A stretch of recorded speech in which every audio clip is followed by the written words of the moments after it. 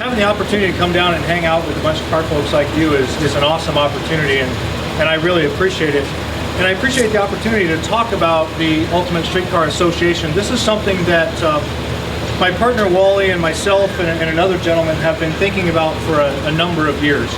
And we really think this is kind of where performance streetcars are going now.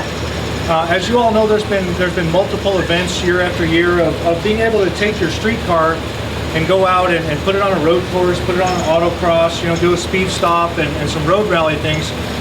And we started, 6 years ago, we started something called the Optima Ultimate Streetcar Invitational. We took some cars from SEMA and we brought them out to a track at Spring Mountain Motorsports Park. The first year we did that, 6 years ago, we had 27 cars. That's all we could get to come out. We had 27 cars that started, we had 11 cars that finished of the 27. So we had a pretty high attrition rate, right? Now compare that to last year, where we had 57 cars that started and we had 55 cars that finished, and I had over 350 people that wanted to get in to the Ultimate Streetcar Invitational. So we thought to ourselves that, you know what, we think the time is right. We've seen a lot of other events out there besides our own, but they all had different sets of rules, they all had different sets of requirements.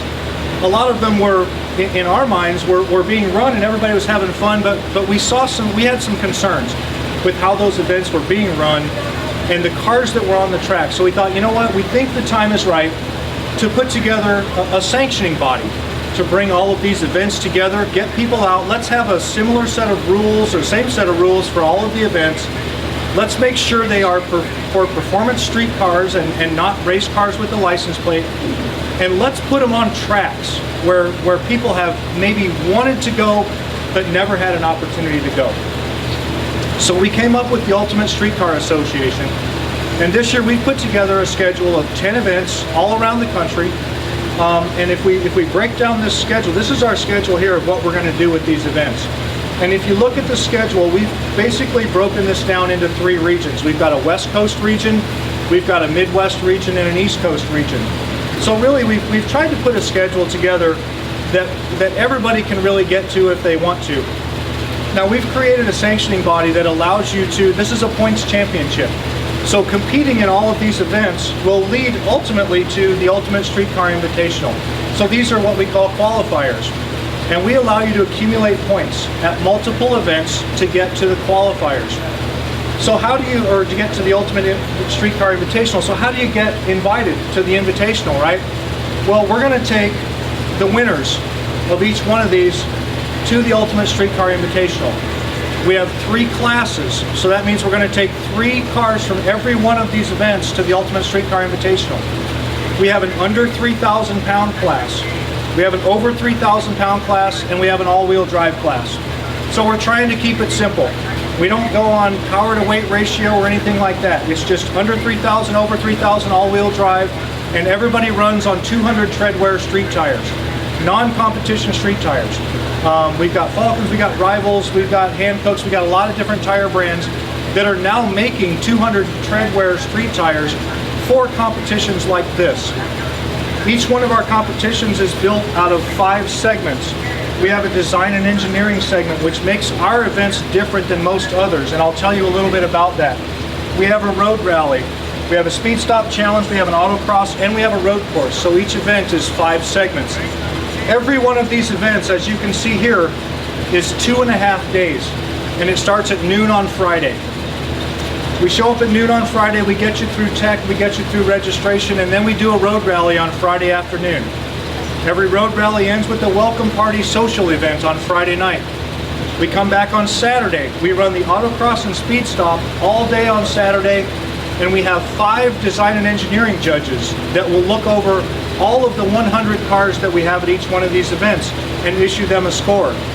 When we're done on Saturday, we bring all the cars back on Sunday, and we have an entire day of road course racing on all of these great tracks. Now, one of the things that we've had a lot of people ask about is, man, I'm not sure I really want to run wide open at Daytona. Well, guess what? We don't want you to run wide open at Daytona either. I've run, personally, every one of these tracks. I've run every one of them. in a race car and or my AMX. So we know where the trouble spots are on some of these tracks. We know where people can get in trouble. So we're going to reconfigure all of these tracks for safety. And what we're going to do is we're going to, for example, Mazda Raceway Laguna Seca, we're going to put a tire barrier chicane at turn 5 at Mazda Raceway Laguna Seca for a couple different reasons. Number one, that's where the sound level booth is at turn 5. So we want to get everybody slowed down through there, kind of going through there at half throttle, but that also slows you down as you go up the hill to the corkscrew. How many of you have seen the corkscrew on TV? You know, blind left-hander over the hill, turn left, look for the tree and pray, right? That's how you do it. But we know not everybody's going to do that. So we slow everybody down. And we're going to do that on all of these tracks for safety. One of the other things that we're going to do is we're going to try and lead the way as far as safety goes, because as more people bring their performance street cars to these events, we want everybody to be comfortable, but at the same time we want everybody to be safe. So we're going to run 3 different classes. We've got a novice class for people who really don't have any experience and you want to come out and just enjoy the event but not worry about competing against the big guys that are out there. We have an advanced class for those of you who have been to these track days 4 or 5 times a year. You really enjoy them, you understand your car, but you're not really a race car driver.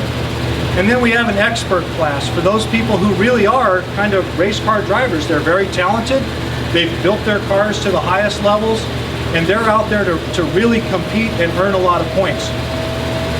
There are different safety requirements for each one of these classes. Our expert level, we're going to require all of them to wear helmets, neck braces, fire suits, gloves, and shoes. They're going to have 4 or 5 point harnesses in their car.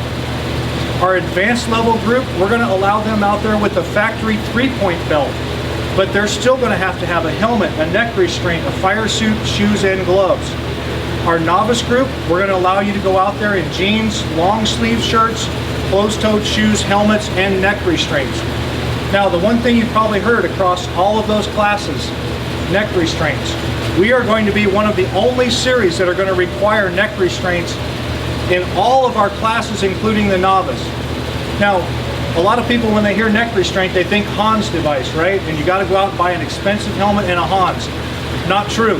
You can buy an SFI certified safety collar for 38 bucks. Go out and buy one of those. We're going to require that at all of our events. It's not a huge expense, okay? And if you're running in our advanced group and we require you to buy a fire suit, you can buy a fire suit, shoes, and gloves for less than 500 bucks. It's not that big of a deal, especially when you look around here and see some of the cars that these people are building. You know, you've got $50,000, $60,000, $70,000 wrapped up in your car. If you come to me and say, hey, I'm not willing to spend $1,000 on safety equipment, then I'm going to tell you that I'm not necessarily sure I want you to run in my series, okay? It makes a lot of sense. We're going to lead the way on safety with regards to that. Now, after I say that, the next element that we're focusing on is having fun. It's not all about the competition, it's all about coming out and having fun. It's about real cars, real people, real tracks, and real fun. So we want you to come out. We have a class for everybody, we have a run group for everybody. When you enter one of our events, there's 3 different levels at which you can enter.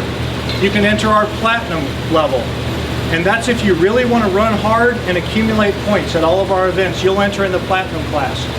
We have a gold class, which allows you to do all of the things on the track that the platinum guys do, but there's no points and there's no pressure for you. You can come out there and run all 5 of these events and have a great time, not have to worry about the competition. Then we have a silver level entry. The silver level entry is you can come out with us, do the design and engineering portion, you can run the road rally with us, and then you can spectate all weekend long. That's a much discounted rate to do that. So we've got really something for everybody, but what we really want to focus on is getting all of you out there and having all of you feel comfortable with your skill level and your car, okay? Next thing, ARS-TV. The entire series, this entire 10 event schedule along with the Ultimate Streetcar is going to be filmed for TV, and it's going to be a 13 episode series starting in late July on ARS-TV. And it's a real series. It's going to be on at a particular time every week. So you'll be able to watch it, and it's going to be in prime time on MEV. So you'll be able to watch it starting in July all the way up through the SEMA show, at which time then we'll do our Ultimate Streetcar Invitational, where we will have all the winners from here along with our top 10 points accumulators. So this year, and I'm going to make this announcement now, you guys are the first ones to hear this, at Ultimate Streetcar this year at Las Vegas, instead of having 50, we're going to have 100 cars at the Ultimate Streetcar Invitational.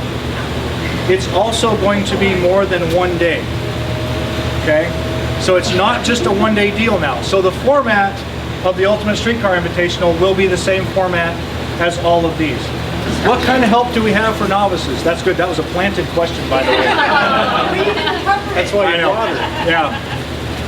At every single one of these events, we will have 5 instructors on hand that will be able to ride with you and instruct you at no additional charge. So if you come to an event, you're a novice, if you're advanced, even if you're an expert, and you want to get some time with an instructor, you can do it at these events, and it's all included as part of your entry fee. So if you go to ultimatestreetcarassociation.com, download the rules, 39 rules, that's all we have. 39 rules, very simple. We've tried to make it very simple because what we're really keying on here is fun. There is some competition that's going to happen, but that happens anytime you get 2 cars together. Somebody's going to say I'm faster than somebody else. So we don't really key on that because we know that's going to happen. Yeah, we require in our rules that the owner or the builder of record drive the car. So we don't want you to bring your friend's car. We don't want you to put your friend in your car. Again, this is all about you driving your car and having fun with your car. Competition is really 4th on our list of things that we want people to do. It's all about being safe, it's all about being fun, it's all about learning and education, and then the competition is 4th.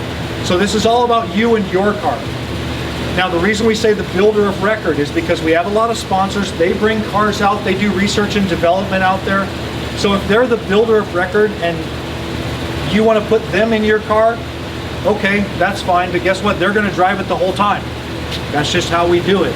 So it's the owner or builder of record for the driver of the vehicle. The way you accumulate points is the driver-car combination. So let's say Chris drives his Chevelle at one event, he gets points for that. But then Linda drives the Chevelle at the next event. Linda, you'll get points for that. You can't combine those points. Chris, you come back the next event and drive the Chevelle, now you've got 2 events. You can't add in that 3rd one. So your points go to a driver-car combination. So let's say you go to 3 events and you drive a different car in every event. You actually have 3 different points now that you've accumulated for the series. You just can't combine them. You can only combine points with the same driver-car combination. And again, this is part of when we get to that competition level, you know, we don't want somebody putting a shoe in their car for one event. They do 2 events and they think, man, I'm close. Now I'm going to go out and pay some guy $100 to come out and drive my car because I know he's good and I need the points. We're not going to do that. It's about you and your car.